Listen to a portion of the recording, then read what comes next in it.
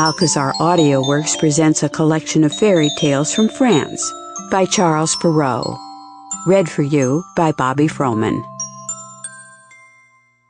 Bluebeard.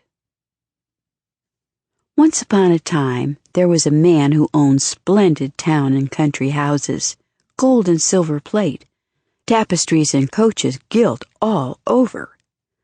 But the poor fellow had a blue beard, and this made him so ugly and frightful that there was not a woman or girl who did not run away at sight of him.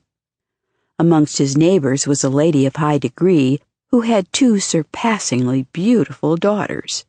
He asked for the hand of one of these in marriage, leaving it for their mother to choose which should be bestowed upon him. Both girls, however, raised objections, and his offer was bandied from one to the other, neither being able to bring herself to accept a man with a blue beard. Another reason for their distaste was the fact that he had already married several wives, and no one knew what had become of them.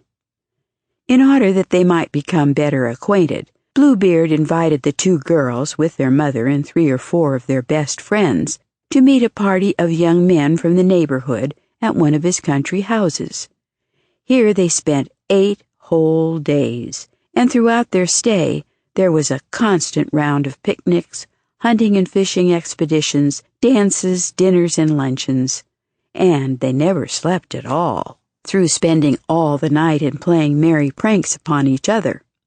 In short, everything went so gaily that the younger daughter began to think the master of the house had not so very blue a beard after all, and that he was an exceedingly agreeable man.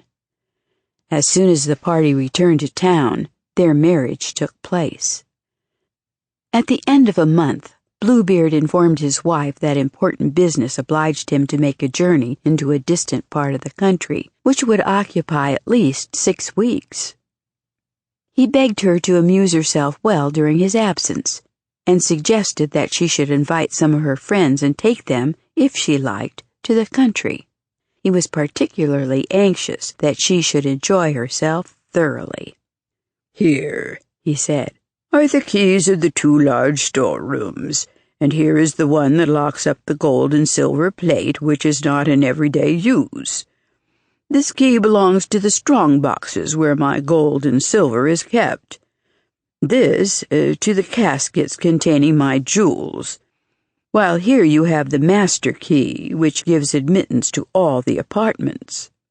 As regards this little key—" Sample complete. Ready to continue?